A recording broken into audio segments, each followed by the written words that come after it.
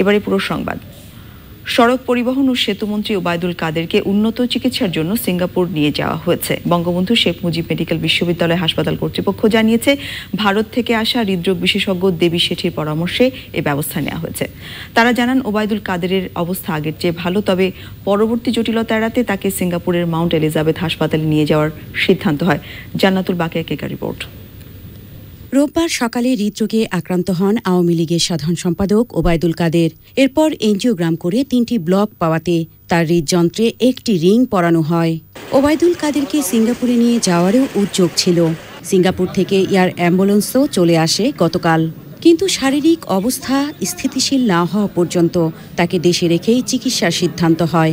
এর মাঝে রোববার রাতে প্রধানমন্ত্রীর পরামর্শে বিশ্বখ্যাত ভারতীয় চিকিৎসক দেবী শেঠির সাথে যোগাযোগ করা হয়।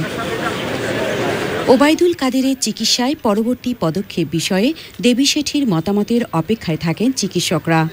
সোমবার দুপুরে ঢাকায় এসে বিএসএমএমইউতে ওবায়দুল কাদেরের শারীরিক অবস্থা পর্যালোচনা করেন এই বিশ্বখ্যাত হৃদরোগ চিকিৎসক।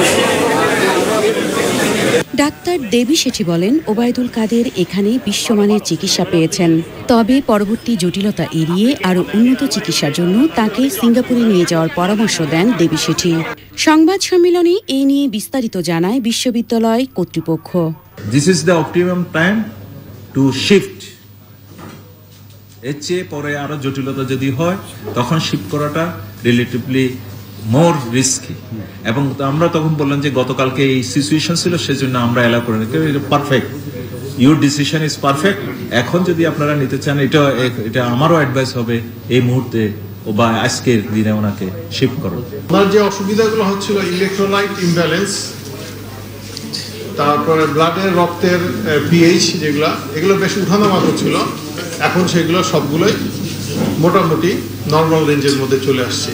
রোববার সকালে তাকে প্রথমে বঙ্গবন্ধু শেখ মুজিব মেডিকেল বিশ্ববিদ্যালয় হাসপাতালের জেনারেল আইসিইউতে এবং পরে হৃদরোগ বিভাগের সিসিইউ এর আইসিইউতে নেওয়া হয়।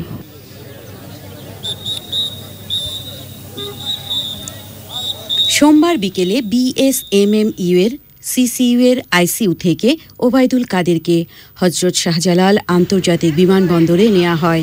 সিঙ্গাপুর থেকে আসা এয়ার অ্যাম্বুলেন্সটি বিকেল 4:20 তাঁকে নিয়ে সিঙ্গাপুরের মাউন্ট এলিজাবেথ হাসপাতালের উদ্দেশ্যে উড়ে যায়।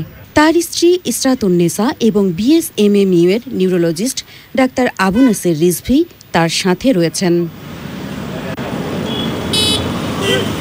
জান্নাতুল বাকিয়া কেকা, চ্যানেল আই, ঢাকা।